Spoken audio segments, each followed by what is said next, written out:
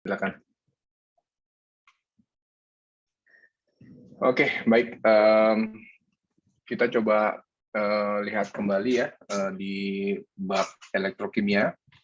Kita sudah belajar terkait dengan sel galvani kemarin, di mana sel elektrokimia ini sel yang dapat menghasilkan listrik ya. Jadi di terdapat dua wadah ya. Terdapat dua wadah yang dihubungkan ya dengan elektroda bermuatan negatif yaitu anoda dan bermuatan positif yaitu katoda ya, di mana elektroda ini bisa menghantarkan listrik dan menerima atau mentransfer elektron ya. Jadi sehingga terjadilah tegangan ya yang dapat dihasilkan dari kedua larutan dan elektroda ini ya. Nah, menghasilkan listrik yang bisa dipakai untuk kebutuhan listrik gitu ya dari sel elektrokimia ini. Terus kemudian kita sudah belajar juga bagaimana cara menuliskan notasi ya, notasi sel sehingga kita bisa menggambarkan rangkaian sel elektrokimia galvani ya.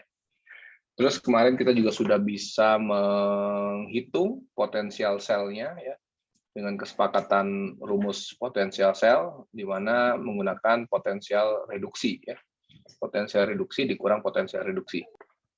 Potensial reduksi yang pertama itu adalah dari reaksi di katoda, yaitu di katoda apa di anoda? Saya tanya sekarang potensial sel kemarin perhitungannya. Di katoda apa di anoda? Yang potensial reduksi pertama yang dipakai untuk menghitung potensial sel. Katoda ya. Jadi reaksi reduksi, terus kemudian di potensial reduksi yang kedua itu dipakai dari anoda ya. Jadi reaksi oksidasi ya. Jadi potensial reduksi istilahnya ya yang kita pakai ya, potensial reduksi di mana suatu harga yang dapat digunakan untuk melihat reaksi reduksi ya. Kalau misalnya harga potensial reduksinya positif, berarti cocok untuk menjalankan reaksi reduksi ya. Tapi kalau misalnya harganya negatif, berarti reaksi reduksinya mungkin tidak begitu kuat. Yang cocok adalah reaksi oksidasi, menjalankan reaksi oksidasi. Kita sudah bisa melihat itu kemarin ya. Terus kemudian kita juga bisa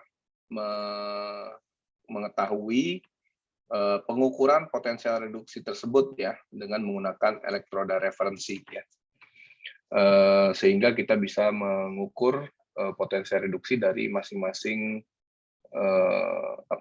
masing-masing unsur ya.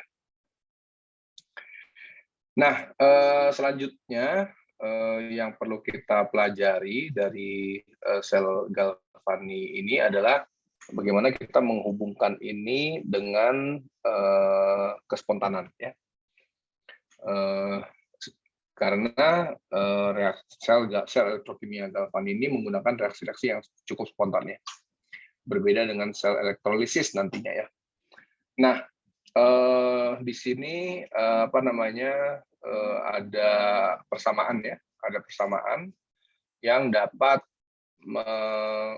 korelasikan antara potensial sel standar dengan energi bebas Gibbs standar. Ya.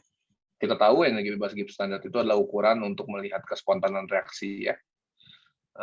Kita sudah bahas di bab termodinamika bagaimana energi bebas Gibbs itu diturunkan sehingga kalau harga negatif dari energi bebas Gibbs itu menghasilkan pemahaman reaksi spontan. Ya. Atau maksimum kerja yang bisa dilakukan oleh sistem gitu ya kalau harganya negatif. Nah, di sini untuk mengkorelasikan antara potensial sel dengan energi bebas Gibbs ya, tentunya terdapat konstanta yang dipakai ya. Nah, konstanta itu adalah tetapan Faraday ya. Jadi teman-teman bisa lihat di sini yang F itu adalah tetapan Faraday ya. Nah, tetapan Faraday ya, di sini lambang F-nya seperti ini. Nah, tetapan Faraday itu apa namanya, harganya itu sekitar ini ya, dalam satuan Coulomb harganya itu 96.000 ya, ini 96.000 ya, bukan 96, ini bahasa Inggris ya. 96.486 ya. Jadi 90 berapa nih? Ya bisa dibulatin nggak ya? 96.500 kayaknya kadang-kadang ya. 96.500 ya. Jadi harganya itu cukup besar ya. 96.500 Coulomb. Bukan 96,4 ya. Ini karena bahasa Inggris ya slide-nya. Nah, 96.500 Coulomb ini didapatkan dari mana? Ada yang tahu? Ada yang tahu? Karena ini berhubungan dengan elektron ya. Karena ini berhubungan dengan elektron, jadi didapatkan dari apa? Ada yang tahu? Dan di sini lihat di sini ada N ya. N itu adalah jumlah mol ya dari elektron yang transfer yang dilewati. Jadi kita menggunakan konsep mol ya di dalam menghubungkan antara energi bebas Gibbs dengan potensial sel. Ya. Jadi dibawa ke konsep mol. Jadi elektronnya itu adalah number of mol ya. Sehingga tetapan Faraday-nya juga harus berhubungan dengan konsep mol ya. Sehingga di sini tetapan Faraday ini didapat dari apa nih kira-kira nih? 96.500 itu kira-kira didapat dari mana? Di mana? Didapat dari apa? Sesuatu dikalikan dengan bilangan Avogadro biasanya. Sesuatunya itu apa? Kalau Coulomb. Bilangan Avogadro apa ya? Per mol ya. Nah, kira-kira teman-teman tahu nggak dari mana 96.500? Bilangan Avogadro dikali dengan apa? Gimana? Bilangan Avogadro dikali muatan satu elektron. Muatan satu elektron berapa tuh muatan satu elektron? 1,6 kali 10⁻19. Nah, ya 1,6 kali 10⁻19. Satuannya apa? Satuannya apa?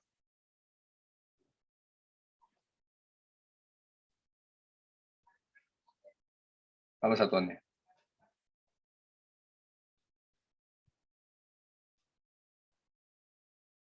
Coulomb per mol ya? Ya, Coulomb per mol ya. Dikalikan dengan bilangan Avogadro, dia jadi Coulomb gitu ya. Sehingga dapatlah angka 96.500 ya kalau dibulatkannya. Nah, jadi nanti teman-teman bisa lihat ya, 96.500 itu perkalian apa gitu ya. Kenapa kok 96.500 itu perkalian antara muatan satu elektron dikalikan dengan bilangan Avogadro ya. Karena ini dibawa ke konsep mol ya.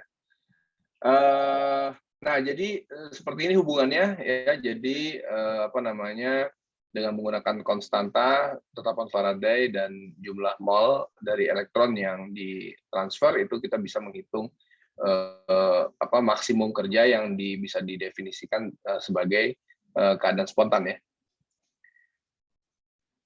Nah, di sini kalau kita kalikan tetapan Faraday dan jumlah mol elektron itu dengan potensial sel, tentunya kita mendapatkan satuan satuan joule ya, yaitu satuan energi ya. Jadi kita mengetahui bahwa nantinya bisa dihasilkan energi bebas Gibbs ya. Nah, ini contoh aja misalnya ada reaksi redoks antara emas ya, ion emas dan logam aluminium menghasilkan logam emas dan ion aluminium dengan potensial sel standarnya plus 3,16 volt ya. Nah, potensial sel standar ini ternyata ketika dikonversi ke energi bebas Gibbs menghasilkan minus 915 kJ per mol. Jadi reaksi ini spontan ya. Sehingga cocok untuk digunakan dalam reaksi sel elektrokimia galvanik. Ya, jadi itu seperti itu. Nah, terus kemudian jika di dalam keadaan equilibrium ya atau dalam keadaan keseimbangan, kita tahu bahwa dalam keadaan keseimbangan itu kita bisa menggunakan energi bebas Gibbs sama dengan minus RT ln K gitu ya. dan K ini KC, misalnya begitu ya. Terus kemudian kita substitusi persamaan ini dengan persamaan yang tadi yang sudah kita bahas, kita mendapatkan tetapan Faraday dikalikan dengan mol elektron dikalikan dengan potensial sel standar, ya, tentunya dalam tanda minus, sama dengan minus RT ln K, ya. Jadi potensial sel standar itu juga sekarang bisa berhubungan dengan kesetimbangan kimia, ya, Kc. Nah, sehingga dari sini kita bisa seakan-akan mengkira-kira berapa mol gitu ya, larutan yang ion yang kita pakai dalam larutan, sehingga nanti potensial selnya itu menjadi menjadi positif, ya, potensial sel, dan tentu menjadi positif, dan positif itu artinya mungkin spontan gitu ya. Jadi kita bisa memprediksi, mendesain suatu sel elektrokimia yang menghasilkan potensial sel standar yang positif, ya. Seperti itu. Nah, jadi ini hubungannya, ya. Jadi kesetimbangan kimia bisa dihubungkan, ya. Terus kemudian kalau misalnya kesetimbangan kimia itu tidak equal, ya, tidak tidak setimbang, benar-benar setimbang, artinya dia mungkin cenderung shifting ke kiri ataupun ke kanan, itu namanya sebagai quotient Q, ya. Jadi ini juga bisa dilakukan seperti ini, ya. Dan jika dia bukan kesetimbangan kimia yang yang benar-benar setimbang itu, kalau misalnya dia harus Q, nah di sini teman-teman juga bisa menghitung potensial sel yang bukan standar, gitu ya. Jadi potensial sel yang bukan standar, yang tidak mengikuti keadaan standar, di mana keadaan standar itu suhunya 25 derajat Celcius, konsentrasinya 1 molar, ya, tekanannya 1 atm. Kalau tidak diikuti berarti bukan tekanan standar. Nah, ini bisa juga bisa dihitung dan dihubungkan dengan Q, ya, kesetimbangan kimia yang bukan setimbang, seperti itu, ya. Nah, ini namanya persamaan Nernst, ya. Jadi teman-teman bisa menggunakan persamaan ini yang mungkin sudah kenal sebelumnya. Ini menjadi persamaan, namanya persamaan Nernst, ya, oleh Profesor Nernst yang menurunkan ini. Ya, jadi seperti itu, ada persamaan Nernst, ya. Nah, contohnya, ya. Nah, contohnya ini, misalnya ada reaksi seperti ini, reaksi redoks antara ion besi 3+, ya, dengan ion kobalt, gitu ya. Nah, terus kemudian di sini ada potensial reduksi standarnya masing-masing dari reaksi reduksinya. Nah, kita harus pertama mengetahui mana yang nantinya bertindak sebagai reaksi oksidasi dan mana yang bertindak sebagai reaksi reduksi, ya, antara ion besi atau ion kobalt, ya. Nah, kita lihat potensial reduksi di sini bisa menebak, ya, bisa memprediksi potensial reduksi yang lebih positif atau yang lebih negatif itu adalah cocok untuk reaksi reduksi ataupun reaksi oksidasi, ya. Nah, kira-kira teman-teman bisa nggak memprediksi reaksi redoks ini bakal berjalan seperti apa? Yang mana yang bertindak sebagai reduksi, tetap reduksi, dan mana yang bertindak sebagai reaksi oksidasi. Kira-kira ion besi 3+ menjadi ion besi 2+, itu apakah tetap di reaksi reduksi, apakah menjadi reaksi oksidasi?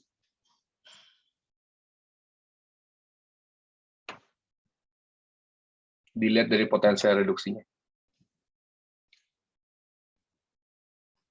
Gimana? Plus 0,77 volt. Kira-kira gimana? Plus 0,77 volt itu cocok untuk reaksi reduksi, apa cocok untuk reaksi oksidasi? Reaksi reduksi, Pak. Ya, reaksi reduksi, karena ini kan potensi reduksi, ya. Ini potensi reduksi, berarti kalau nilainya plus, berarti cocok untuk reaksi reduksi. Jadi, ion besi 3+ menjadi ion besi 2+ itu tetap di reaksi reduksi, ya. Nah, yang tentunya menjadi reaksi oksidasi dalam hal ini adalah ion kobalt, ya. Jadi potensi reduksinya minus 0,28 volt, ya. Ini harus dijadikan oksidasi, sorry, ya. Jadi di sini harus dibalik, ya. Kobalt padatan, ya, menjadi kobalt 2+ plus 2 elektron, ya. Nah, sekarang potensial reduksinya apakah perlu dibalik tandanya? Kalau reaksinya dibalik. Tandanya perlu dibalik nggak jadi positif? Mohon komentarnya.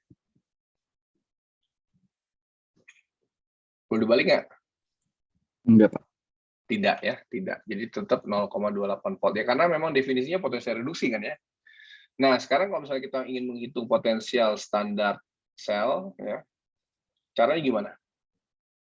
Ya, tentunya kita menggunakan semua harga di potensial reduksi ya. Seperti ini, jadi tidak ada yang dibalik-balik ya. Jadi potensial reduksi dikurang potensial reduksi ya. Yang di kiri itu adalah yang katoda reduksi, yang di kanan adalah yang anoda oksidasi. Berarti yang di sini yang 0,77 ya. Terus kemudian yang di kanan itu adalah yang 0,28. Jadi hasilnya pasti positif ya. Sekian volt. Berapa hitung?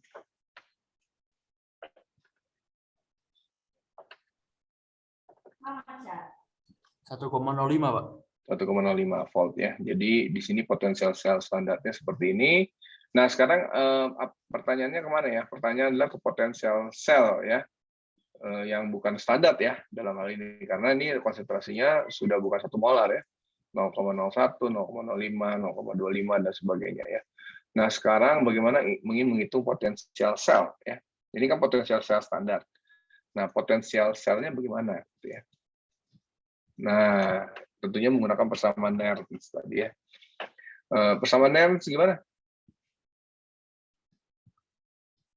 Persamaan Nernst tadi? S cell sama dengan N0 cell dikurang RT per NF dan Q. Ya, sebentar. Tapi kan tadi reaksi redoksnya belum kita belum kita tuliskan persamaan reaksinya ya.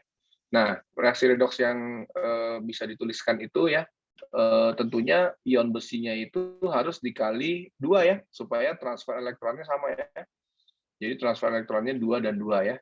Jadi di reaksi reduksi ion besi 3+ menjadi ion besi 2+ itu harus dikali 2 ya. Nah, ini tadi kita kan tidak menuliskan persamaan reaksi, jadi kita tadi nggak sadar kalau ini harus dikalikan 2 ya. Yang di kobalt itu tidak dikalikan 2 ya. Supaya transfer elektronnya sama-sama 2 ya. Nah, plus 0,77-nya harus dikalikan 2 nggak? Perlu, Pak. Kenapa perlu? Nggak perlu, Pak. Nggak perlu ya. Plus 0,77-nya nggak perlu dikalikan 2. Alasannya kenapa ya nggak perlu dikalikan 2? Plus 0,77-nya kenapa nggak perlu dikalikan 2? Kalau yang dikalikan 2 itu apa ya? Seperti mirip apa ya kalau yang reaksi dibalik, terus kemudian atau dikalikan 2, dia dikalikan 2, dibalik, terus tanda positif Entalpi jadi ya, negatif. Entalpi ya. Nah, entalpi itu besaran apa ya? Besaran apa? Pernah kan kita bahas fungsi keadaan ya. Jadi besaran fungsi keadaan. Nah, kalau potensial reduksi itu bukan besaran fungsi keadaan. Jadi tidak perlu dikalikan 2, tidak perlu dibalik dan sebagainya. Ya, jadi seperti itu persamaan redoksnya seperti ini. Teman-teman juga jangan sampai salah menuliskan persamaan redoks ya. Transfer elektronnya juga harus jelas. Kalau memang dikalikan 2, kita kalikan 2 ya. Pak, mau nanya, Pak. Nah, jadi silakan. Tadi kan yang reduksi tetap reduksi kan, Pak. Tapi kenapa di bawah tulisnya jadi oksidasi, Pak? Yang mana ya? Yang N0 lah, Pak. Lagi. Yang mana nih? N0 yang di hitungan awal tuh kan tetap N0 reduksi, Pak. Ini Tapi potensial reduksi. Iya, Pak. Potensial reduksinya yang ini kan, yang nantinya menjadi reaksi oksidasi kan? Iya, Pak. Iya. Reaksinya jadi reaksi oksidasi, betul. Ini kan reaksi oksidasi nih. Ya kan? Iya, Pak. Ya kan? Jadi kobalt menjadi ion kobalt plus 2 elektron ya, dia oksidasi ya. Menghasilkan elektron kalau oksidasi itu, ya kan? Nah, potensial selnya tadi kan kita hitung tuh, potensial sel standar ya. Nah, ini menggunakan harga potensial reduksi ya. Dikurang potensial reduksi ya. Nah, yang kiri itu yang katoda reduksi, yang kanan itu yang anoda yang oksidasi. Berarti 0,77 ya. dikurang minus 0,28. Nggak dirubah loh ya. Nggak ada yang dirubah. Ya kan? Jadi berapa tadi? Positif berapa? 1, 0,5. nah 0,5 volt. Nah, nggak ada yang dirubah kan? Jadi reaksinya aja yang berubah oksidasi. Ya memang harus oksidasi, kalau nggak redox dong. Kalau nggak ada yang oksidasi, nggak jadi redox dong ya. Tapi potensial sel standarnya dihitungnya dengan harga potensial reduksi. Ya. Potensial reduksi.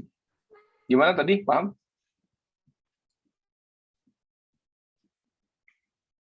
Paham? Gimana tadi yang nanya? Paham, Pak? Yang nanya gimana? Ya, jadi makanya sekali lagi saya minta teman-teman perhatikan yang ini tuh kesepakatan kita ya. Nih, ya yang potensial sel standar sama dengan potensial reduksi standar dikurang potensial reduksi standar. Yang satunya itu katoda reduksi, yang satunya anoda oksidasi. Ini kesepakatan kita ya. Ini kesepakatan kita. Jadi kenapa kita sepakat ini? Karena untuk mempermudah aja ya, supaya tidak bingung gitu ya. Nanti kalau misalnya dirubah persamaan reaksinya, ini berubah tandanya, jadi pusing gitu ya. Jadi kalau misalnya kita sepakat ini ya, rumus ini ya mohon maaf ini dihafalin lah ya rumusnya ya. Potensial sel standar sama dengan potensial reduksi standar dikurang potensial reduksi standar. Kalau misalnya kita sepakat ini, ya sudah kita menggunakan angkanya itu as it is gitu ya. Menggunakan angkanya itu angka potensial reduksi ya yang tidak diubah. Kalau dikalikan 2 nggak dikalikan 2, kalau reaksinya dikalikan 2 angkanya nggak dikalikan 2, kalau reaksinya dibalik angkanya juga nggak dibalik gitu ya. Jadi kita pakai 0,77 dan minus 0,28 as it is seperti ini ya. Di mana ini adalah harga potensial reduksi. Ya. Tapi kalau persamaan redoksnya ya tentunya harus dibalik dong ya. Kita kan ingin menjalankan reaksi redoks gitu ya. Tapi harganya nggak dibalik. Jadi sehingga potensial selnya dihitung seperti ini ya. Paham? Paham ya? Oke, ya, jadi bisa menghitung potensial sel ya, reaksi redoks, terus bisa juga menuliskan persamaan redoks ya. Nah, tadi kan yang ditanya bukan potensial sel standar ya, yang ditanya adalah potensial sel yang bukan standar ya. Di mana konsentrasinya itu tidak 1 molar ya. Konsentrasinya tadi kan berapa tuh 0,25 molar, 0,05, 0,01 kan nggak standar. Jadi kita harus bisa menggunakan persamaan Nernst untuk menghitung apa namanya menghitung potensial sel bukan standar ya. Nah caranya gimana persamaan Nernst tadi seperti ini ya. Potensial sel bukan standar sama dengan potensial sel standar dikurangi ini ya. RT per 2 teman Faraday, ln Q ya. Nah, ln Q-nya itu tentunya teman-teman harus menuliskan seperti ini ya. Jadi konsentrasi ya, bukan mol ya. Konsentrasi dipangkatkan dengan, nah jangan lupa ini Q ya. Ini kesetimbangan kimia dipangkatkan dengan koefisiennya ya. Nah, kalau tadi dikali 2 gitu ya, nah jangan lupa ya. Koefisien udah 2 tuh ya. Nah, ini harus dipangkatkan dengan 2 ya. Nah, ini dia nih reaksi redoksnya ya. Jadi menggunakan reaksi redoks yang produknya ini, yang reaktannya ini ditaruh di sini ya. Terus kemudian dihitung dan kita mendapatkan potensial sel bukan standar itu adalah 0,98. Nah, ini salah nih. Ini salah nih ya. Salah nih. Ya 0,98 volt. Ini potensial sel bukan standar ya, salah nih. Ini ada apa namanya, harus dihapus. Seperti itu ya. Oke, persamaan Nernst ya. Terus apa namanya bisa saja kita coba cek lagi soal berikutnya gitu ya. Di sini ada apa namanya elektroda tembaga ya, yang dicelupkan ke larutan tembaga sulfat 0,5 molar ya, terus kemudian ada elektroda apa namanya referensi ya, terus kemudian di sini ada apa namanya 0,49 volt potensial sel standar, terus kemudian ada kita ingin menghitung potensial sel yang bukan standar 0,49 volt, kita ingin menghitung pH ya. Jadi karena di sini ada hidrogen ya, ada hidrogen artinya dia bereaksi oksidasi ataupun reduksi nih ya, hidrogen oksidasi berarti ya, hidrogen oksidasi menjadi H+ ya. Terus ion tembaga 2+ tereduksi menjadi tembaga ya. Nah, reaksinya seperti ini ya, teman-teman harus bisa juga menghitung potensial sel standarnya. Potensial sel standarnya dihitung dari potensial reduksi ya standar ya, ion tembaga 2+ ya, yang harganya 0,34 volt ya. Ini datanya pasti dikasih ya. Terus kemudian dikurangi potensial reduksi standar dari H+ ya. H+ menjadi hidrogen itu reduksi ya. Yang potensial reduksinya adalah 0 karena ini kan elektroda referensi.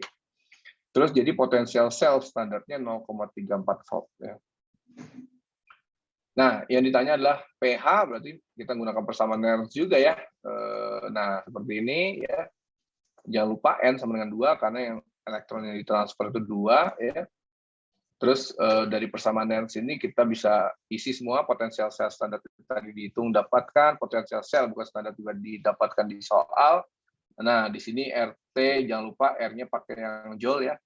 8,314 bukannya 0,082 yang liter ATM itu ya.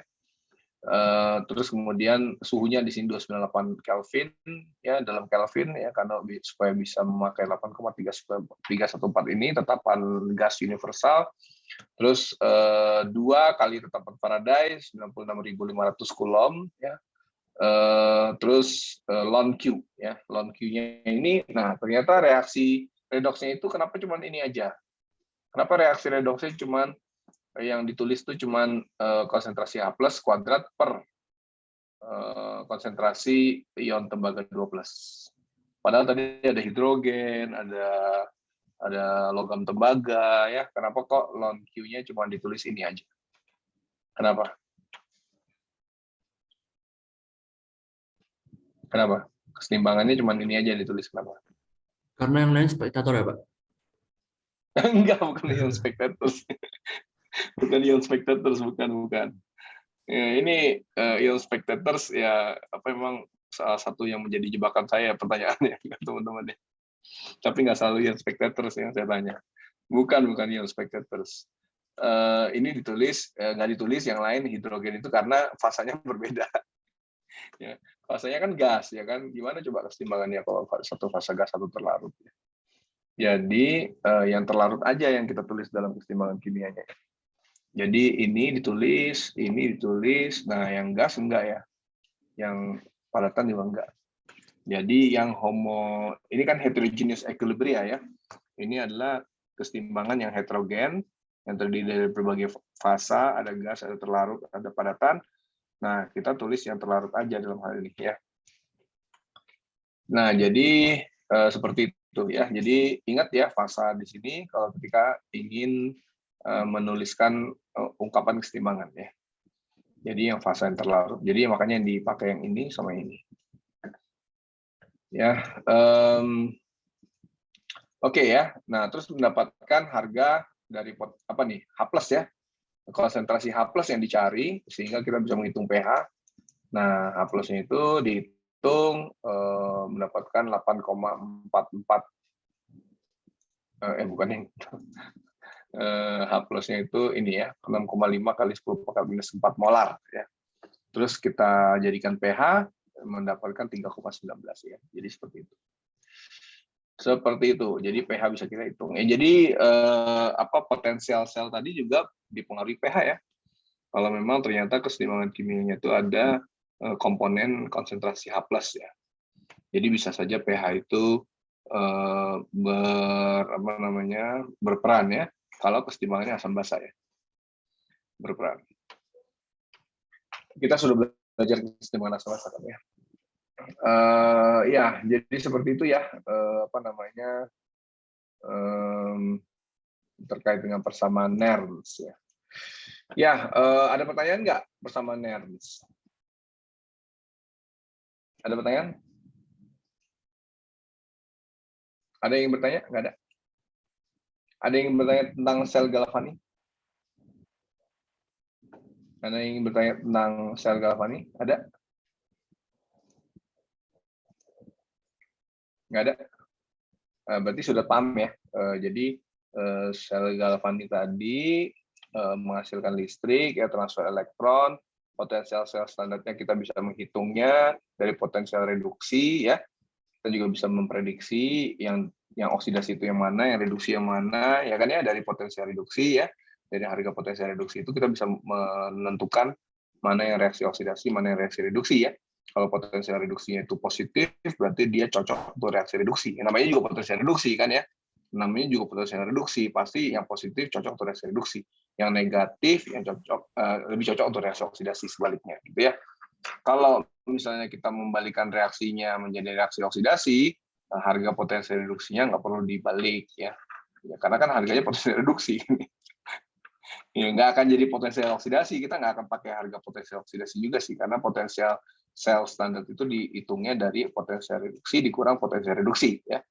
Jadi dalam hal ini, dalam konteks ini, harga potensial oksidasi itu nggak kita diskusikan ya. Nah, kita diskusikan untuk kemudahan kita ya, untuk kemudahan kita. Ya, tapi kalau ditanya ada nggak Pak harga potensial oksidasi, ya ada ya kan ya. Harganya apa ya? Harganya kebalikan dari potensial reduksi, betul nggak? Ya, kalau misalnya tadinya potensial reduksinya negatif, positif berarti dia negatif, gitu kan ya. Kalau dia negatif berarti dia positif, gitu ya. Jadi harga potensial oksidasi itu kebalikan dari harga potensial reduksi ya. Tapi dalam hal ini kita sepakat potensial sel standar itu dihitungnya dari potensial reduksi dikurang potensial reduksi. Ya. Tolong diingat itu ya supaya kemudahan juga ya. Jangan lupa transfer elektron ya, berapa elektron yang terjadi di reaksi redoks itu juga kita harus perhatikan ya. Tapi kalau misalnya kita mengkalikan dua reaksi reduksinya atau reaksi oksidasinya, potensial reduksinya tidak dikalikan dua karena dia bukan besaran fungsi keadaan. Nah, tadi persamaan MEMS sudah kita lihat untuk menghitung potensial sel yang bukan standar. Ya. Di situ ada tetapan Faraday, ada kesetimbangan dan sebagainya ya. Tadi kita sudah lihat. Nah, sekarang adalah yang terakhir adalah sel elektrolisis. Ya. Sel elektrolisis ini adalah sel elektrokimia yang berbeda dengan sel galvani. Ya. Sel elektrokimia itu ada dua, ya, sel elektrolisis dan sel galvani. Ya. Sel elektrolisis ini adalah sel elektrokimia yang membutuhkan listrik, bukan menghasilkan listrik. Ya. Membutuhkan listrik untuk apa? Untuk menjalankan reaksi yang tidak spontan. Nah, jadi di sini misalnya kita ingin memurnikan logam, gitu ya, ingin memurnikan logam, contohnya misalnya memurnikan logam aluminium dari oksida aluminium, ya, yang mungkin bahannya bauksit, gitu ya, dari tambang bauksit itu kita menggunakan sel elektrolisis, ya, untuk menghasilkan logam aluminium, ya, tentunya dengan bantuan listrik. Jadi kita perlu listrik untuk menjalankan reaksi yang tidak spontan itu. Contoh lain apa? Bisa elektrolisis air, ya kan sering banget tuh elektrolisis air. Water splitting, ya. Jadi misalnya kita ingin menghasilkan hidrogen dari air, nah hidrogen itu juga sama, air itu juga tidak bisa dipecah menjadi hidrogen dan oksigen secara spontan. Jadi perlu bantuan listrik yang dinamakan elektrolisis air itu ya. Jadi perlu di-strum airnya sehingga nantinya dia bisa pecah menjadi hidrogen dan oksigen ya. Itu juga sel elektrolisis. Nah, ini contohnya ya. Ada elektrolisis dari garam ya. NaCl ya. NaCl itu kenapa dielektrolisis? Karena kita ingin memisahkan logam natrium ya. Natrium ini kan logam ya. Natrium ini adalah logam ya. Jadi kita ingin memisahkan logam natrium. Apa nih? Ya, kita ingin memisahkan logam natrium ya dari garam NaCl itu ya. Nah, sehingga kita harus menggunakan elektrolisis. Nah, sel elektrolisis ini berbeda dengan sel galvani ya, dia dalam satu wadah ya. Kalau galvani dua wadah terpisah ya. Kalau ini satu wadah ya digabung.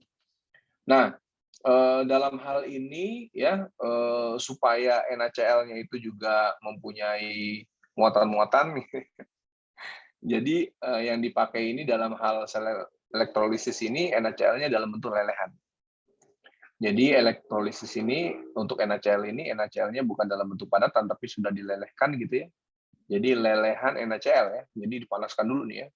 Dipanaskan dulu garamnya NaCl-nya sehingga dia menjadi lelehan NaCl yang diharapkan nantinya akan menjadi ion-ion ya. Ion Na+ dan ion Cl-. Nah, di situ ada elektroda yang sudah ditaruh di satu wadah itu. Nah, elektroda ini dihubungkan dengan sumber arus listrik ya. Nah, arus listriknya datang dari mana terserah, dari batu bara, dari nuklir, dari mana terserah ya. Arus listrik ini akan membantu reaksi redoks. Akan membantu reaksi redoks. Nah, reaksi redoksnya gimana? Nah, tentunya di elektroda itu ada yang katoda, ada yang anoda ya. Nah, kalau di elektrolisis ya, kalau di elektrolisis kita harus lihat di sini ya,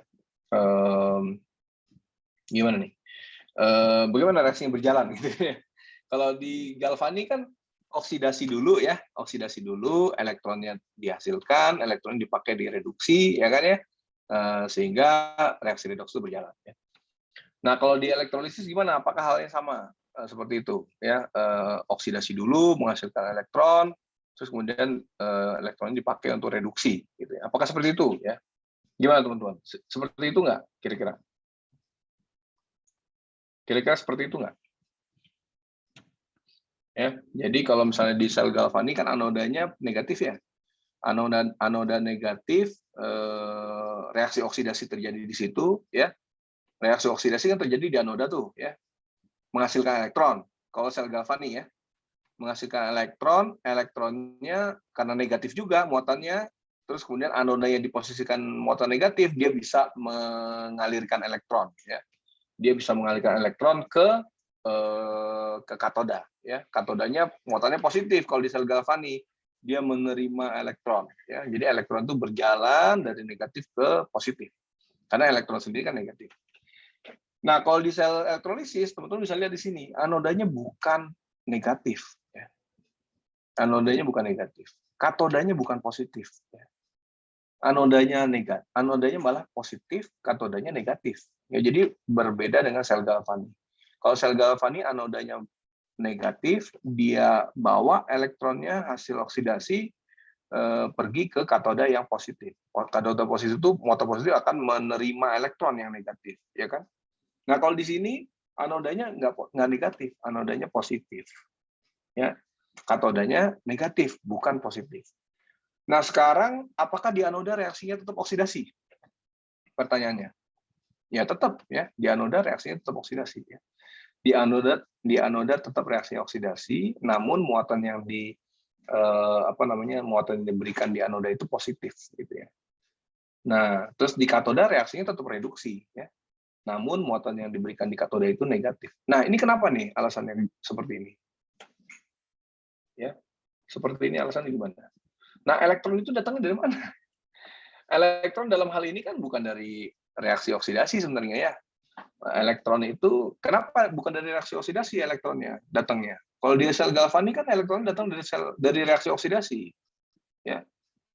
Nah, kemudian diterima oleh anoda yang muatan negatif, dibawa ke katoda yang muatan positif.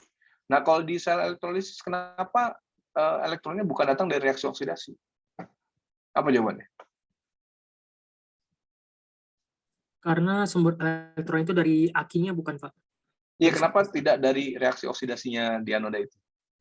Kalau di sel galvani, ya. Kalau galvani kan spontan, sedangkan elektrolisis tidak spontan. Karena tidak spontan gitu ya.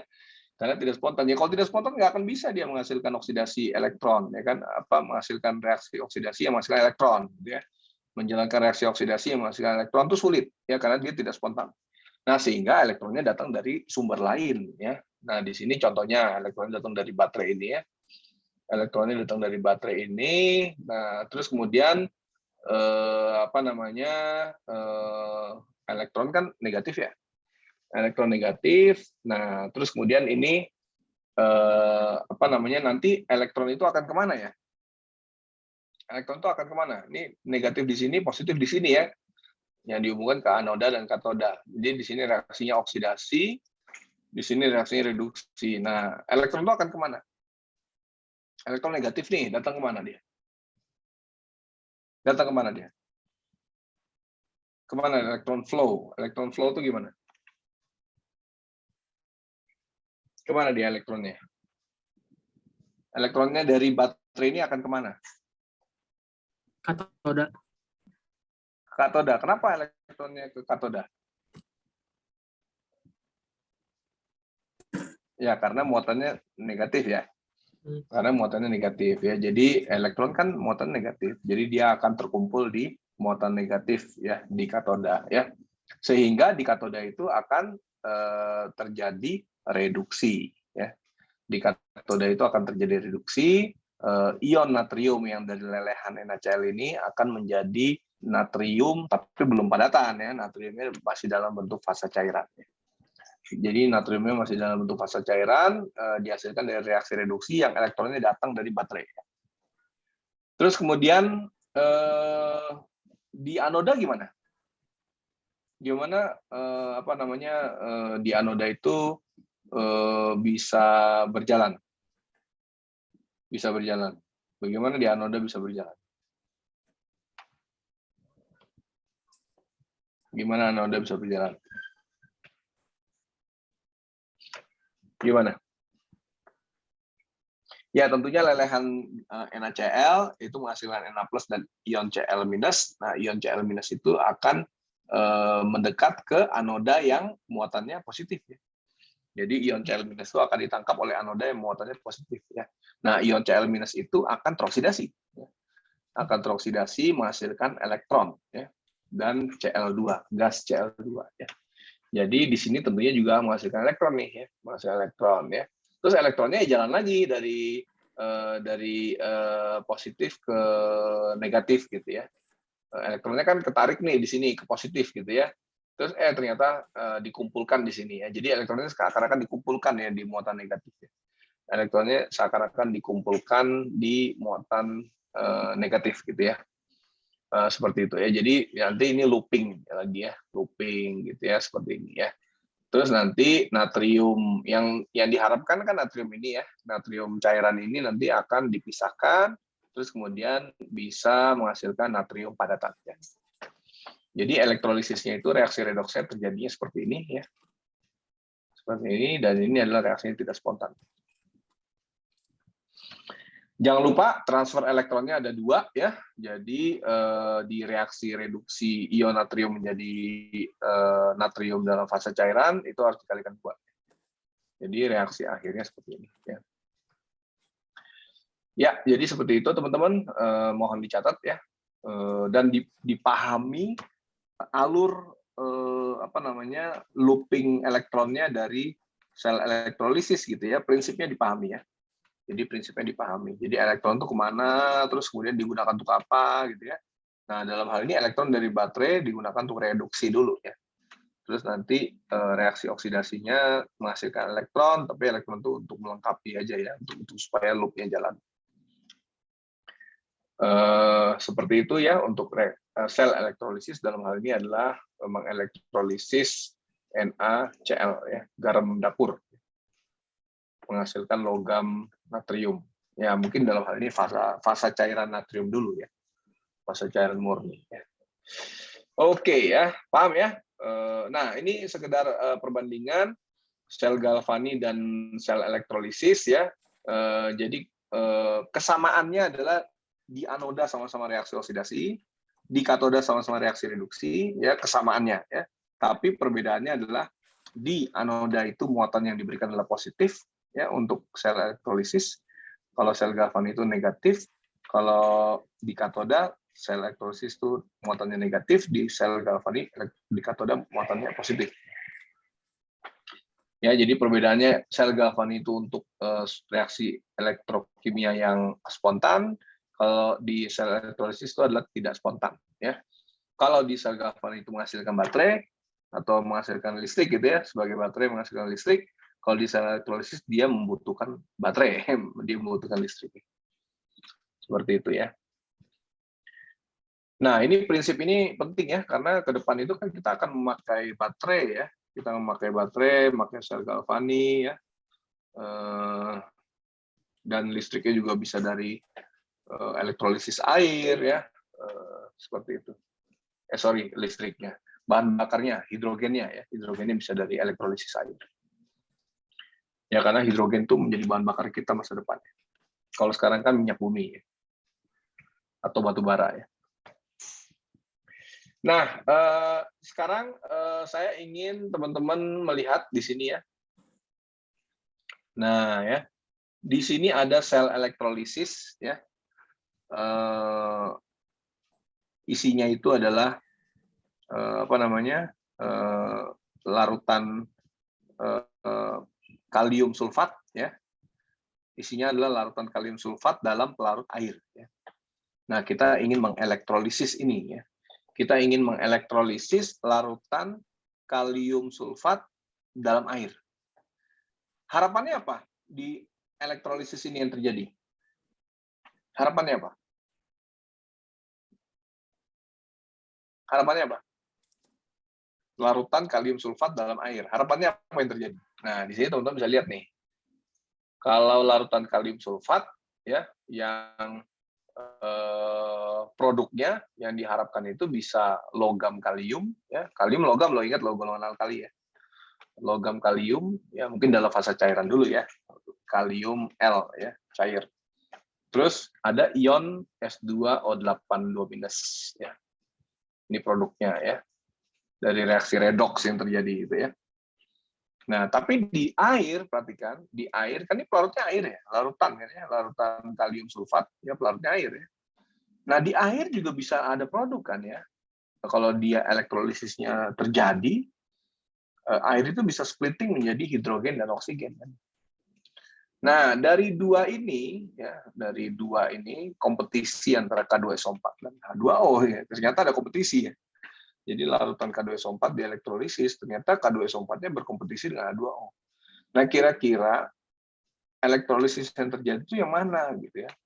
Apakah logam kalium bisa kita dapatkan, ataukah gas hidrogen yang bisa kita dapatkan? Nah, kira-kira teman-teman bagaimana cara melihatnya supaya yang terjadi itu seperti apa sebenarnya? Apakah K2SO4 ataukah H2O-nya malah yang terelektrolisis gitu ya? Padahal kita ingin mengelektrolisis larutan K2SO4 gitu ya. Nah, gimana caranya teman-teman? Melihat apa? Kalau dalam hal ini kita lihat apa nih? Parameter apa untuk supaya menebak-nebak elektrolisis itu ya, yang bisa terjadi itu yang mana? Yang larutan K2SO4 atau yang H2O? Gimana teman-teman? Pakai potensial reduksinya. Pakai potensial reduksi, keren ya. Wow, udah jago nih potensial reduksi ya. Kayaknya tabelnya nanti malam diapalin nih ujiannya, tabel potensial reduksi ya. Siapa yang mau ngapalin tabel potensial reduksi? Kayaknya saya kalau kimia dasar ini cuma hafal KA-nya sama setat. KA-nya sama setat berapa? 1,8 kali 10 power minus 5 ya. Nah, tabel potensial reduksi mau diapalin nggak? Oke ya, tadi sarannya kita harus mengetahui harga potensial reduksi ya. Nah, di sini ada nih harga potensial reduksi ya. Ada reaksi reduksi ion K+ menjadi logam kalium ya. Potensial reduksinya minus 2,92 volt ya. Terus ada juga reaksi reduksi air menjadi hidrogen ya. Minus 0,83 volt reaksi reduksinya ya. Terus ada juga S2O8 2- reduksi menjadi sulfat ya, ion sulfat, potensial reduksinya plus 2,01 volt. Ada juga oksigen tereduksi menjadi air ya, potensial reduksinya plus 1,23. Nah, ini data kita ada 4 nih ya. Data kita ada 4 ya, teman-teman bisa lihat di sini ada 4 harga potensial reduksi ya. Dari reduksi ion kalium menjadi kalium, reduksi air menjadi hidrogen, reduksi S2O8 2- menjadi ion sulfat, reduksi oksigen menjadi air. Ya, ini data yang kita bisa kumpulkan untuk melihat mana yang lebih terjadi. Ya. Nah, dari 4 harga potensial reduksi ini, kita juga harus menempatkan mana yang cocok di katoda, mana yang cocok di anoda, gitu. Nah, di sini kan sudah seakan-akan sudah di slide ini sudah ditaruh ya. Oh, yang ini ion kalium ini harga potensial reduksi ini cocok di katoda. Nah, yang ini cocok di anoda. Nah, kalau misalnya ternyata ini belum ada, teman-teman bagaimana teman-teman menaruhnya? Yang mana yang di katoda, mana yang di anoda? Melihat apanya? Kalau ini belum terdistribusi ke katoda ataupun anoda. Nah, kira-kira gimana melihatnya? Melihat dari mana? Pertama itu dulu, sebelum kita menebak mana yang terelektrolisis. Bagaimana? Antara ion K+ tereduksi menjadi logam kalium, antara reaksi reduksi ion K+ dan reaksi reduksi S2O82-, mana yang di katoda, mana yang di anoda. Melihatnya dari mana? Melihatnya dari mana?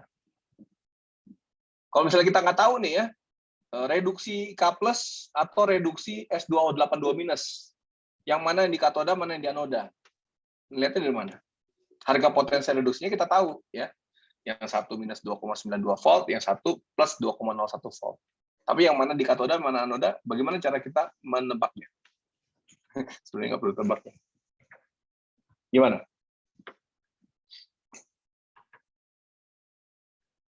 Ayo gimana? Saya lupa. Kan tadi udah kita pelajari. Di katoda itu apa, anoda apa. Ayo teman-teman, jawab nih, kuliah terakhir apa nggak terakhir ya? Kalau Jumat mau kuliah, silakan. Saya juga mau kuliah juga Jumat. Ayo, siapa yang mau jawab nih? Yang udah lama sekali nih, nggak muncul nih. Kameranya udah hilang, terus ngomong juga enggak. Kita panggil aja gitu ya, ngomong. Ayo, teman-teman, siapa? Siapa nih yang mau ngomong? Menyatakan gimana caranya kita memilih reduksi K+ atau reduksi S2O82- ya, yang di katoda. Dilihat dari mananya? Harga potensial reduksinya udah ditunjukkan di situ. Nah, kita mau lihat apa? Ayo, untuk yang di sel elektrolisis. Mau lihat sel elektrolisisnya lagi? Nah, sel elektrolisisnya itu kan satu wadah ya. Satu wadah ya. Elektrolisisnya satu wadah ya. Nah, ini dia nih. Tuh ya. Tuh lihat tuh sel elektrolisisnya. Tuh lihat katodanya, anodanya. Gimana cara kita nempatin si reduksi tadi ya, reaksi reduksi tadi dengan harga potensi reduksinya sekian, siapa yang di katoda, siapa yang di anoda? Ya, antara reduksi K+ atau reduksi S2O82-. Gimana caranya? Tadi kan dikasih tahu, kalau nggak dikasih tahu gimana? Kan yang dikasih tahu cuma potensi reduksi doang biasanya. Gimana caranya? Kenapa? Ya, sekarang pertanyaannya, kenapa reduksi K+ yang ditempatkan di katoda? Kenapa reduksi K+ yang ditempatkan di katoda? Kenapa? Kita lihat lagi harga potensial reduksinya ya. Udah lihat ya, sel elektrolisis sudah lihat ya, katoda apa, anoda apa ya. Nah, sekarang kita lihat lagi harga potensial reduksinya. Kenapa reduksi K+ ditempatkan di katoda? Kenapa bukan reduksi S2O82- yang ditempatkan di katoda? Itu pertanyaannya. Ayo, jawabannya apa? Alasannya apa? Karena larutannya itu tuh K2SO4, jadi dari K2SO4 itu jadi K+ sama SO4 2-. Iya. Iya, K+ kan K2SO4 kan menjadi K+ dan SO, bukan SO42-. Iya, SO42-, tapi kan kalau udah redox kan si SO42-nya kan teroksidasi menjadi S2O82- ya. Jadi reaksi reduksi yang bisa menjelaskan terjadinya reaksi elektrokimia itu adalah ini. K+ plus elektron menjadi K padatan, Terus S2O82 minus plus 2 elektron menjadi SO42 minus. Ya terserah lah mana yang nantinya mau jadi oksidasi, mau jadi reduksi. Pokoknya ini reaksinya ya. Gitu. Jadi K plus tadi menghasilkan K logam, SO42 minus itu menghasilkan S2O82 minus produknya ya. Nah, sekarang kenapa K plusnya di katoda? Kenapa nggak dibalik? S2O82 minusnya atau SO42 minus lah tadi bilangnya ya. SO42 minusnya di katoda. Kenapa? Kenapa nggak SO42 minusnya di katoda? Kenapa? Jawabannya apa? Kenapa nggak reaksi SO42 minus itu di katoda? Kenapa? Anoda reaksinya apa? Anoda reaksinya harusnya gimana? Oksidasi, Pak. Iya, pasti oksidasi. Mau galvani, mau elektrolisis, anoda itu pasti oksidasi ya. Nah, sekarang kalau kita lihat potensial reduksinya S2O82 minus menjadi SO42 minus, potensial reduksinya itu plus 2,01. Ya. Dia kalau plus 2,01 ya, dibandingkan dengan potensial reduksi yang K plus menjadi K ya. Harusnya yang cocok reaksi kalau anoda reaksi oksidasi tadi kan ya. Kalau anoda reaksi oksidasi, nah yang lebih cocok untuk ditempatkan di anoda, potensial reduksi yang lebih positif atau potensial reduksi yang lebih negatif? Yang lebih positif. Yang di anoda loh. Anoda reaksi negatif. oksidasi. Oh ya, negatif. Sebab. Ya, jadi saya ulangi ya. Reaksi oksidasi di anoda. Potensial reduksi yang cocok itu adalah yang lebih apa? Positif atau negatif? Reaksi oksidasi di anoda, ya. Reaksi oksidasi di anoda, ya. Potensial reduksi yang cocok untuk di anoda itu yang lebih positif atau lebih negatif? Negatif. Lebih negatif. Nah, sekarang kenapa S2O82 minus yang ditaruh di anoda? Karena pertanyaan saya tadi itu. Kalau di sel galvani kan oke lah ya, di sel galvani teman-teman bisa menentukan mana yang dioksidasi, mana yang direaksi oksidasi, mana yang direaksi reduksi, ya potensial reduksi yang lebih positif dia lebih cenderung reduksi, dia di katoda, terus potensial reduksi yang apa namanya yang negatif itu cenderungnya oksidasi, dia di anoda, ya kan, betul kan? Yang negatif di anoda, yang positif di katoda. Nah, lihat ini sekarang. Kenapa K plusnya yang lebih negatif di katoda? Kenapa yang lebih positif di anoda? Nah, itu pertanyaan saya. Kenapa jawabannya? Karena ini Di sel elektrolisis. Iya, kenapa jawabannya? Kenapa jawabannya? Berarti nanti di anoda reaksinya reduksi dong. Kan potensial reduksinya positif. Di anoda reaksinya harus oksidasi loh. Gitu ya. Kenapa? Jawabannya apa? Jawabannya apa? Kalau misalnya ini nggak tahu mau ditempatin di mana, cuma tahu harga potensial reduksi, gimana cara kita menempatkan ini? Gimana cara kita menempatkan ini di sel elektrolisis? Gimana? Saya balikin lagi ya. Sel elektrolisisnya tadi ya, lihat katodanya, manodanya ya. Tuh, lihat tuh. Katodanya muatannya apa? Anodanya muatannya apa?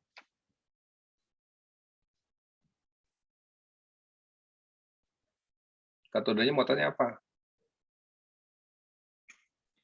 Katodanya negatif bukan? Nah, katodanya negatif, anodanya positif. Nah, sekarang kita lihat harga potensial reduksinya. Nah, di katoda gimana? Negatif. Negatif ya, di anoda Positif. positif ya. Jadi lihat dari muatannya gitu ya.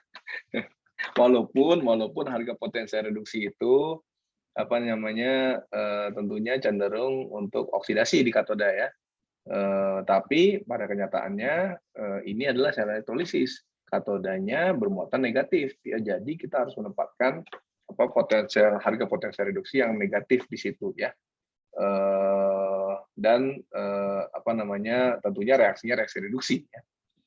Terus di anoda ya yang nantinya terjadi reaksi oksidasi ya.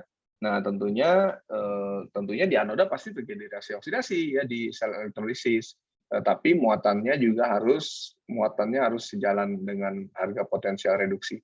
Harga potensial reduksinya muatannya positif ya.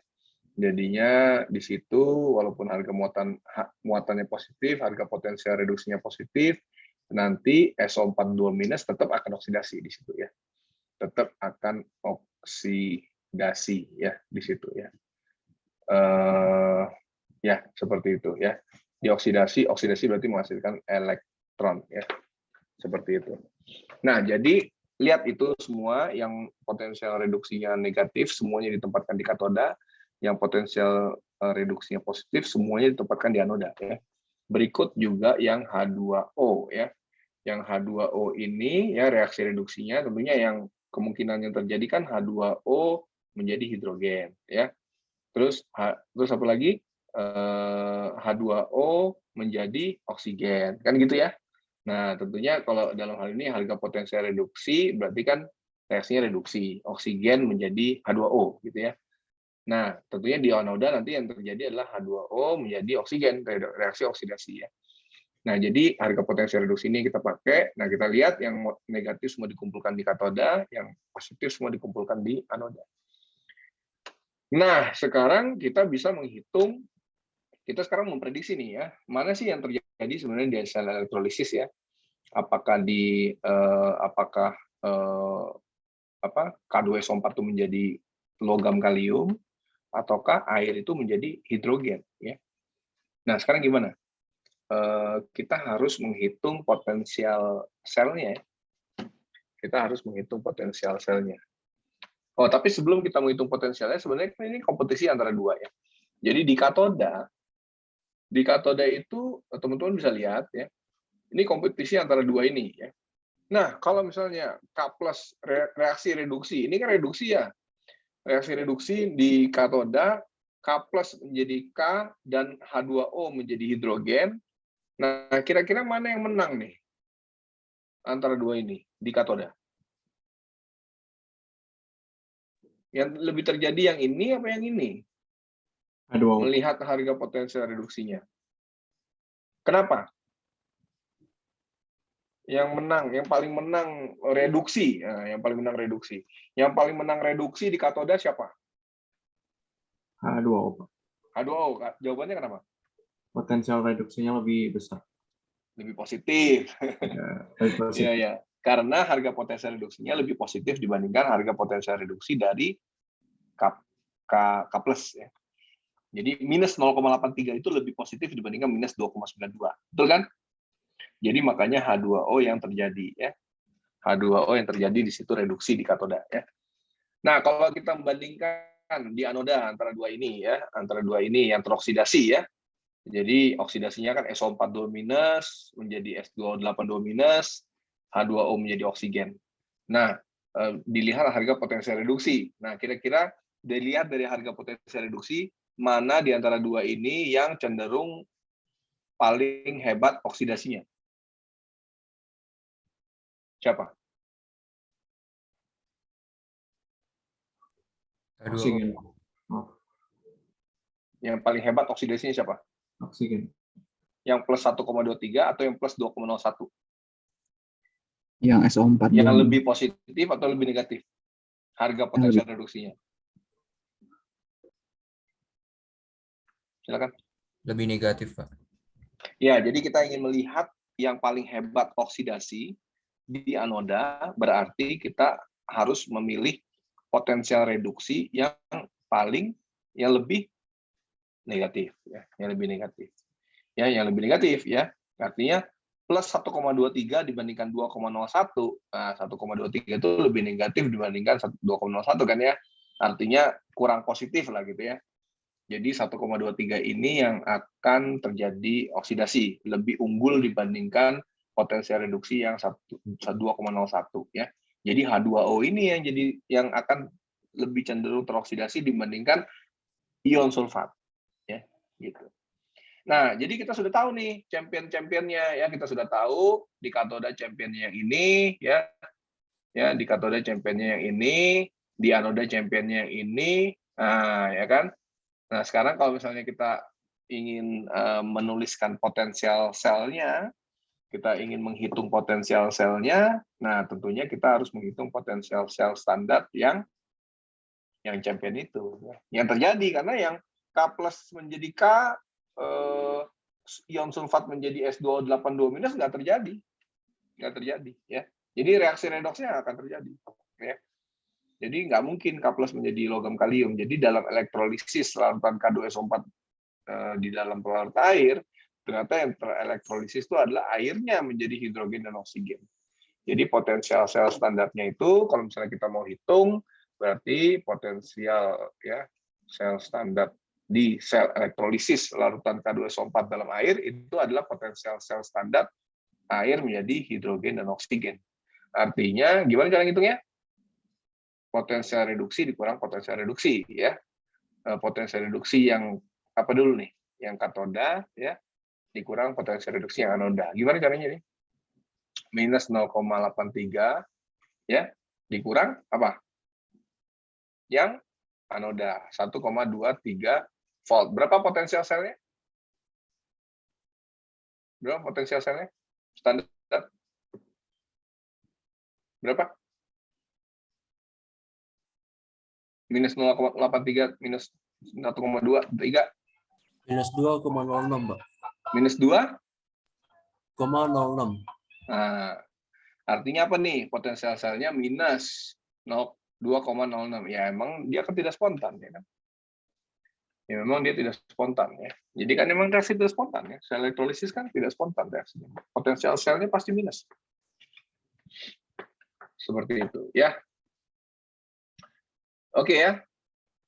Ya, jadi inilah caranya kita melihat apa namanya yang terjadi di sel elektrolisis, ya. Jadi tentunya pelarut air itu juga berkompetisi ya dengan garamnya, ya. Jadi kalau K2SO4 itu garamnya dalam pelarut air dia akan berkompetisi siapa yang terelektrolisis gitu ya.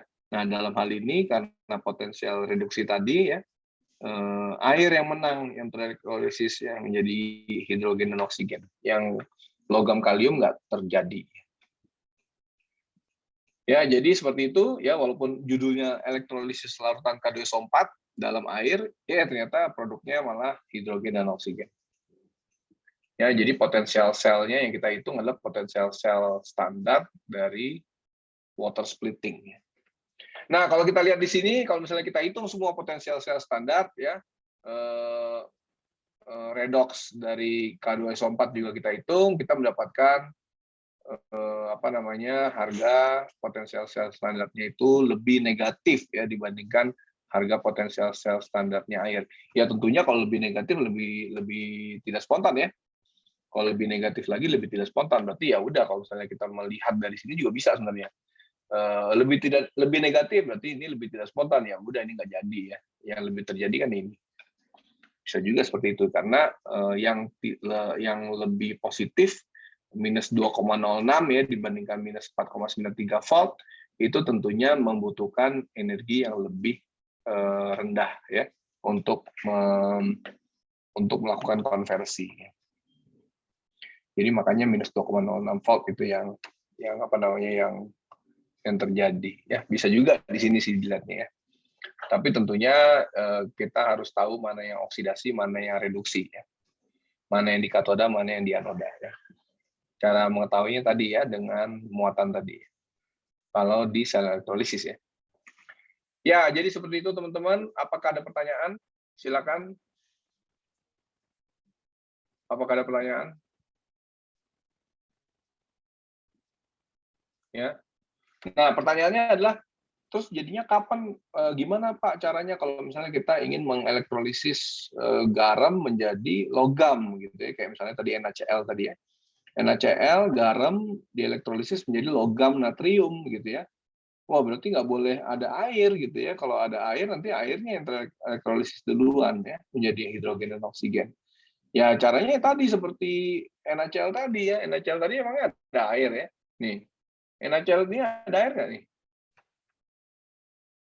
Nggak ada kan? Makanya dia pakai lelehan. Makanya dia pakai lelehan. Jadi NaCl itu dilelehin gitu ya. molten ya, molten NaCl ya. Jadi nggak ada air di sini. Kalau ada air udah habis deh ya, NaCl pun tidak akan terelektrolisis ya.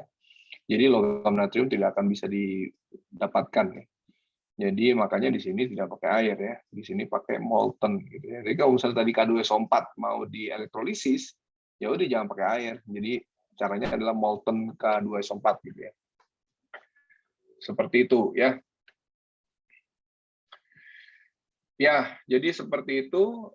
Nah, untuk di topik elektrolisis ya, untuk di topik sel elektrolisis nanti yang ditanyakan adalah berapa listrik yang dibutuhkan gitu.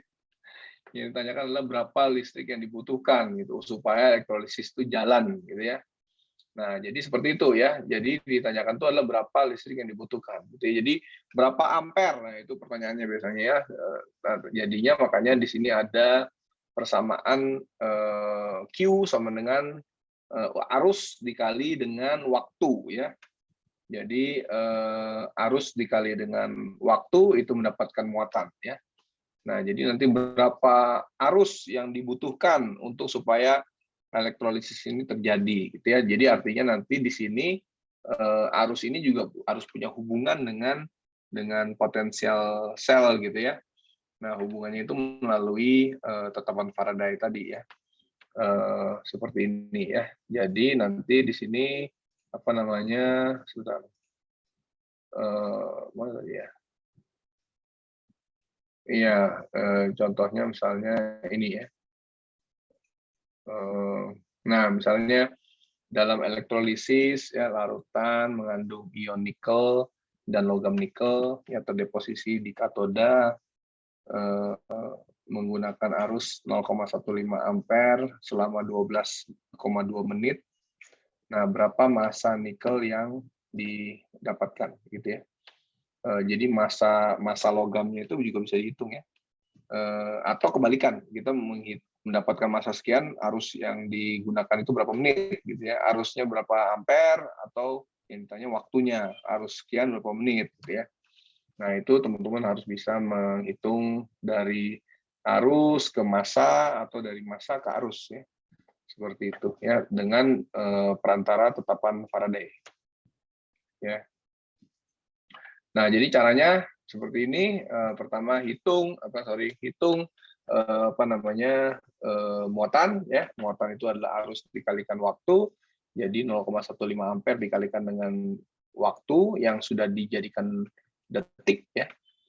Jadi 12,2 menit tadi dijadikan detik dulu ya. Terus mendapatkan 109,8 coulomb muatannya. Terus kemudian hitung mol elektron ya. Jadi di sini 109,8 coulomb dikalikan dengan tetapan Faraday, dibagi dengan tetapan Faraday ya. Dibagi dengan tetapan Faraday 96.500 menghasilkan 1,138 kali 10⁻³ mol elektron ya. Ini mol elektronnya dihitung ya. Nah, setelah mendapatkan mol elektron kita bisa menghitung apa namanya massa dari nikel ya. Caranya mengkalikannya dengan massa molar dari nikel ya. Massa molar dari nikel 58,69. Jangan lupa konversi molnya ya, rasio molnya. Rasio molnya antara elektron dan nikel itu 1:2 ya. Jadi dikalikan 1,5 ya, dikalikan 1/2. Nah, jadi rasio mol ini jangan lupa karena ini kan dari mol elektron ya, kita ingin membawa dia ke nikel, ternyata 1:2 rasio molnya, terus kemudian kita mengalihkan dengan massa molar, kita mendapatkan massa nikel ya, 0,033 gram nikel. Jika kita ingin mengelektrolisis tadi ya, ion nikel gitu ya, ion nikel menjadi logam nikel. Ya, jadi seperti itu teman-teman. Terkait dengan elektrolisis ya, tentunya nanti ada pertanyaan juga terkait dengan baterainya yang digunakan ya, karena elektrolisis itu adalah menggunakan baterai dari luar ya. Nah, ini sekedar aplikasi ya dari teori elektrokimia, dari ilmu elektrokimia. Di sini ada baterai ya, teman-teman pasti udah pernah pakai juga baterainya ini ya. yaitu sebenarnya isinya sel galvani ya, yang bisa mentransfer elektron. Elektronnya bisa kita pakai menjadi sumber listrik ya, dan ini bisa diparalel seperti ini ya. Terus kemudian ada istilahnya primary cell dan secondary cell ya. Jadi baterai yang bisa di recharge, ada juga baterai yang tidak bisa di recharge ya, seperti baterai alkalin yang kita pakai di elektronik ya. Nah ini isinya katodanya mangan oksida mangan dan KOH ya. KOH-nya sebagai elektrolit ya, ada larutannya supaya elektrolit itu apa sih? Elektrolit itu adalah larutan yang bisa membawa elektron ya, yang bisa mengantarkan elektron. Terus anodanya itu adalah bubuk zinc ya. Ada separator di situ ya. Ada separator yang bisa menghantarkan elektron ya. Separator di situ, terus kemudian dibungkus dengan logam ya. Terus jadilah alkalin baterai ya. Terus yang baterai yang secondary itu seperti aki mobil ya, bisa di recharge gitu ya. Aki mobil itu kan sebenarnya kan kalau nyalain mobil kan dia recharge ya. Terus ini berbasis timbal ya. Jadi ada oksida timbal, ada timbal ya. Jadi katodanya ini timbal oksida, anodanya timbal. Ya. Terus ada larutannya di situ ya, elektrolitnya yang mengantarkan elektron, asam sulfat ya, seperti itu. Ya. Jadi ini adalah baterai aki ya contohnya ya. Terus ada lagi ini baterai alkalin yang tadi juga ya. Ini reaksinya yang terjadi seperti ini. Kalau misalnya nanti ya ditanya gitu ya reaksi redoksnya gimana ya. Ini reaksi redoksnya seperti ini. Ya, di anoda itu zinc menjadi oksida zinc, di katoda itu oksida mangan menjadi Mn2O3 ya. Terus reaksi redoksnya seperti itu ya. Ya, ini alkalin baterai ya. Terus ada lagi baterai-baterai lain seperti nikel kadmium ya, ini kan juga terkenal ya nikel kadmium ya. Untuk elektronik seperti CD player, kalau zaman dulu saya waktu muda CD player, sekarang udah nggak ada ya.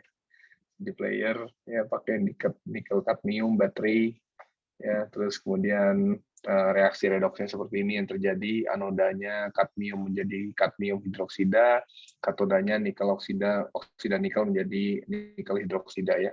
Reaksi redoksnya seperti ini netnya ya. Kekurangannya kadmium itu toksik ya, beracun. Jadi kalau nanti baterainya sudah tidak digunakan lagi, dibuang itu berbahaya juga ya. Tidak boleh dibuang sembarangan. Ya, terus ini seputar baterai kita paham lah ya.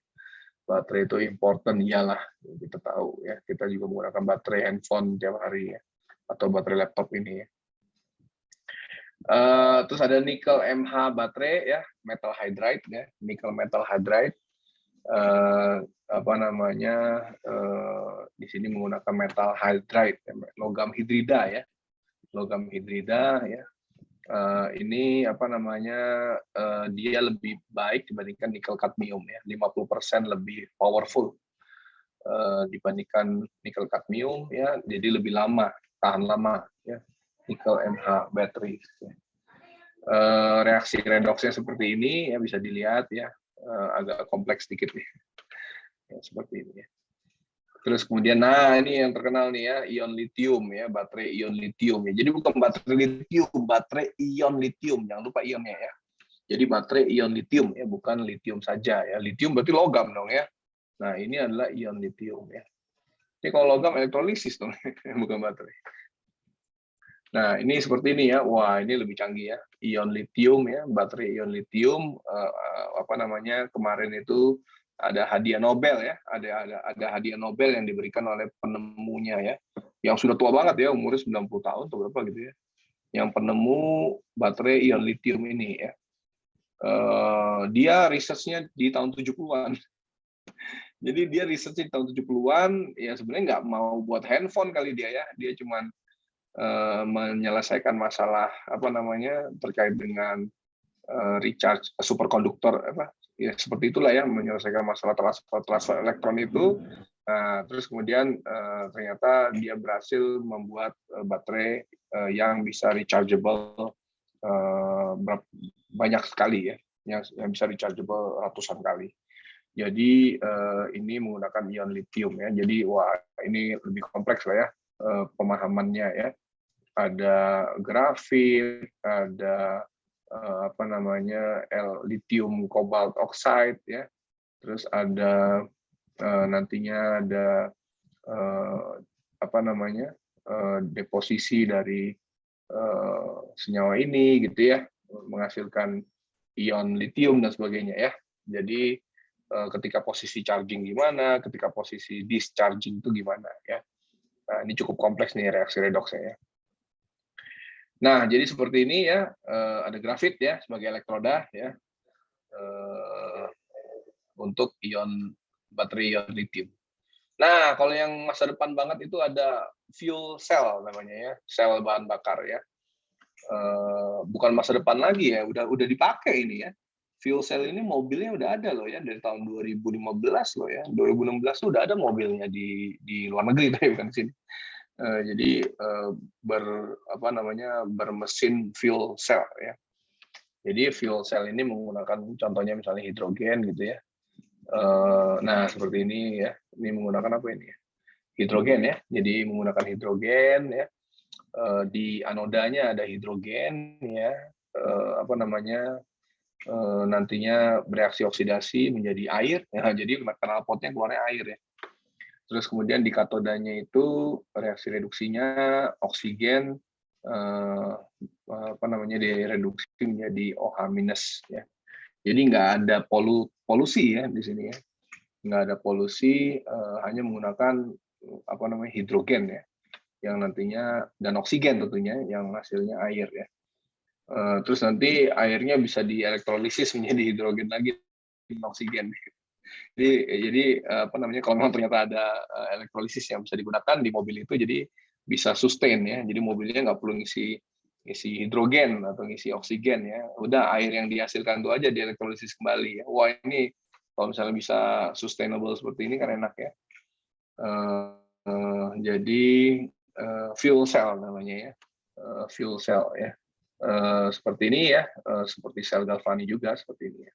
Nah ini fuel cell ini udah nyata ya, bukan cuma mimpi aja, mobilnya udah ada dijualnya, silakan dicek ya. Saya pernah ke Tokyo Motor Show tahun 2015 itu dipamerkan ya, Honda ya, Honda apa namanya? Honda namanya khusus lah ya, Honda, tapi bentuknya kayak Accord gitu ya. Udah dijual kok, setelah itu dijual. Dan mungkin ada lagi mobil-mobil lain ya. Kalau baterai lithium ion kan sudah ada ya Tesla ya. Tesla kan baterai lithium ion itu ya. Bukan fuel cell ya. Beda. Jadi makanya jangan disamakan baterai ion lithium dengan fuel cell. Yang sekarang di Indonesia baru Tesla ya. Tesla harganya mahal banget. Jadi itu pakai baterai ion lithium ya. Yang fuel cell belum ada nih ya. Tapi kalau misalnya di Jepang udah ada yang fuel cell. Nah, ke depan ini fuel cell ini menjadi andalan nih ya. Bukan hanya di mobil kendaraan bermotor, tapi di rumah juga ya. Di rumah juga bisa pakai fuel cell. Jadi di rumah bisa pakai fuel cell. Jadi kebayang nggak? Misalnya kita menghasilkan hidrogen di rumah ya. Menghasilkan hidrogen di rumah gimana caranya ya? Bisa dengan cara menggunakan gas metana. Ya, gas metana itu kan gas alam ya. Kalau di luar negeri namanya city gas. Ya mungkin ya nggak akan bisa dijadikan tabung-tabung kecil seperti LPG begitu ya. City gas itu metana itu harus diinstal pakai pipa ya ke dalam rumah-rumah ya, dialirkan ke rumah-rumah gitu ya. Kalau nggak salah di Indonesia sudah ada, di Kalimantan tuh sudah ada kota yang terinstal metana ya.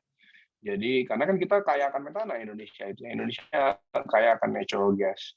Nah metana ini bisa di steam reforming menjadi hidrogen ya. Nah hidrogennya bisa digunakan di fuel cell gitu. Jadi kalau di rumah kita ada fuel cell ya kita bisa convert hidrogennya menjadi listrik gitu ya. Sumbernya feed-nya metana aja kan gitu ya. Jadi nggak perlu ada tuh tiang-tiang listrik di rumah, nggak perlu ada ya. Jadi komplek perumahan kita tuh nggak perlu ada tiang listrik yang bikin eksterior rumah kita juga jelek. Ada kabel-kabel ya, kalau di rumah saya ada monyet ya datang ya, wah kabelnya digoyang-goyang monyet, akhirnya mati lampu ya kan ya. Nah kalau gas metana nggak mungkin lah monyetnya ngerusak gitu ya pipa gas ya kan. Nah, jadinya itu menyelesaikan masalah ya. Di rumah saya itu selalu mati lampu karena banyak temannya kesetrum. Gitu ya. Nah, jadi tidak perlu ada lagi kabel-kabel listrik dan tiang-tiang listrik. Jadi kotanya cantik gitu ya. Semuanya tertanam di bawah gitu ya. Listriknya itu datang dari metana. Bayangin coba, listriknya datang dari gas gitu ya. Gasnya di-convert dulu jadi hidrogen, hidrogennya masuk ke fuel cell menghasilkan listrik gitu kan ya. Jadi kalau sekarang kan gas itu kan ya taruhlah LPG ya. Gas LPG kan cuma bisa goreng tempe ya kan. Cuma bisa nyalain di kompor, goreng-goreng ya kan. Nggak bisa ngecas handphone kan? Coba, pernah nggak ngecas handphone pakai gas LPG? Pernah nggak? Nggak pernah ya. Saya lihat di YouTube ada yang unboxing LPG, waduh parah banget ya. Unboxing LPG, semua di unboxing ya di YouTube itu ya. Jadi unboxing LPG ya, dilihat, wah ini ternyata bukan gas, isinya air katanya ya, ternyata kebakaran setelah itu. Jadi apa namanya ya jelas lah ya, dalam LPG itu bukan gas ya kan, itu adalah cair. Ya. Apa namanya LPG itu kan propana cair ya, propana cair ya. Jadi tentunya cair dia, teman cairnya sebentar karena udah terekspos di udara dia akan meledak nih. Jadi gas ya. Nah, jadi orang yang jual di warung ya salah juga jualan gas LPG, padahal isinya cair ya. Nah, itu kan propana cair. Jadi kebayang ya, jadi kalau LPG itu kan cuma bisa goreng tempe ya, tapi nggak bisa ngecas handphone ya, nggak bisa nyalain TV ya, di rumah ya kan. Nah ini kebayang kalau misalnya kita punya gas metana 1 feet aja semuanya sudah bisa nyala ya. Bisa kompor juga bisa nyala, apa namanya listrik ya, kompor listrik juga bisa pakai kompor listrik ya kan, bisa pakai kompor listrik, tapi pakai gasnya juga bisa sebenarnya ya, jadi pakai gasnya pun bisa. Jadi gas metana yang dialirkan ke rumah itu bisa apa namanya mengalir gasnya dan juga gasnya di convert ke hidrogen ya dengan fuel cell tadi menjadi listrik ya. Nah, itu ke depan masa depannya seperti itu. Dan sebenarnya udah ada di Jepang, udah dipakai itu ya. Udah dipakai. Ya karena dulu di Jepang itu instalasi gas metana itu di rumah-rumah udah banyak gitu ya. Kalau di Tokyo, waktu saya tinggal di Tokyo juga sama, pakai gas metana itu untuk pemanas dan sebagainya. Nah, sekarang di-convert jadi listrik ya tambahannya dengan fuel cell. Jadi fuel cell itu bisa ditaruh di rumah-rumah. Bukan hanya di kendaraan bermotor. Jadi wah kita bergantungan sekali ke fuel cell itu ya. Jadi ini penting sekali nih masa depan nih ya. Apalagi kalau mobil kita listrik ya. Nah, udah ya sel galvani, baterai menghasilkan listrik sampai ke fuel cell ya. Nah, sekarang elektrolisis aplikasinya ya. Kalau misalnya teman-teman ingin melapiskan apa namanya garpu ya. Garpu di bertahta emas. Garpu bertahta emas ya pakai elektrolisis ya di apa electroplating. Jadi kita wah gaya gitu ya, wah logam kita bisa ada emas ya, peralatan makan. Tapi jangan harus seperti Napoleon Bonaparte ya. Napoleon Bonaparte kalau nggak salah kan semua apa tempat makannya kan logam ya. Dan kalau nggak salah dia juga keracunan pakai logam ya. Pakai logam apa nggak tahu deh, arsenik atau apa. Nah ya jadi elektrolisis untuk bisa kita deposisikan logam gitu ya ke mana ke logam lain gitu ya.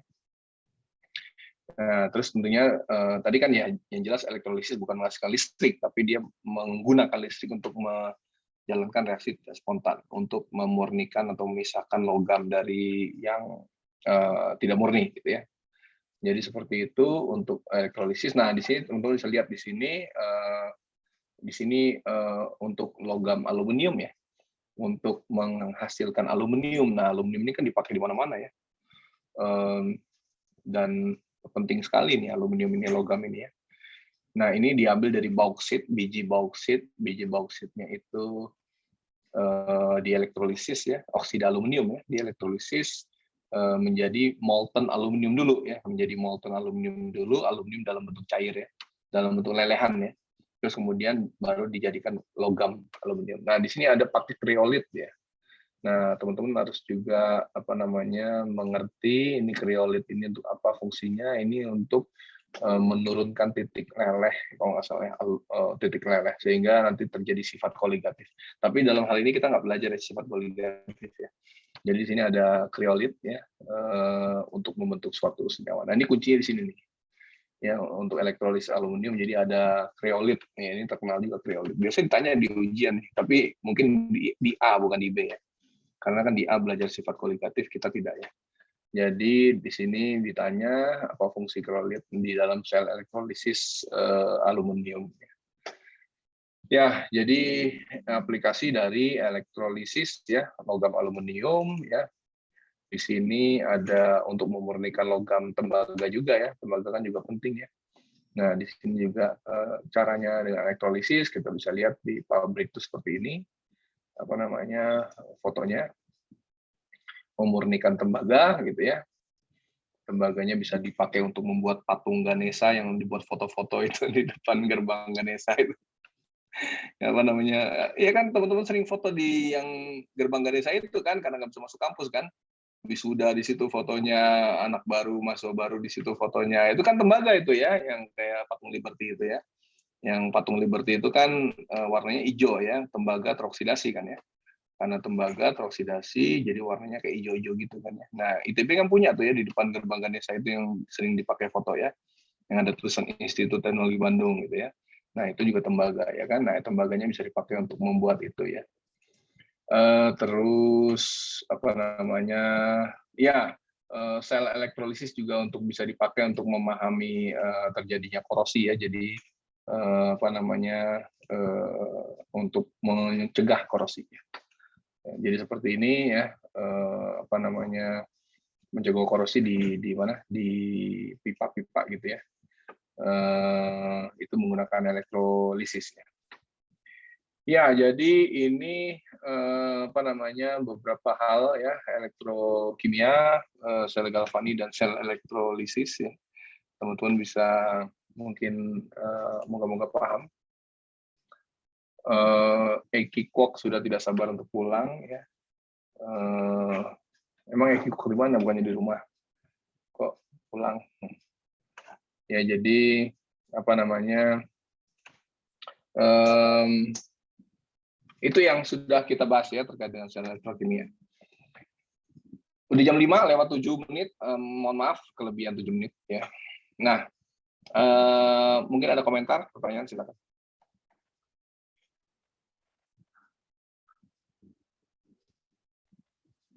Tidak ada pertanyaan, komentar, silakan kalau teman-teman ingin ada komentar.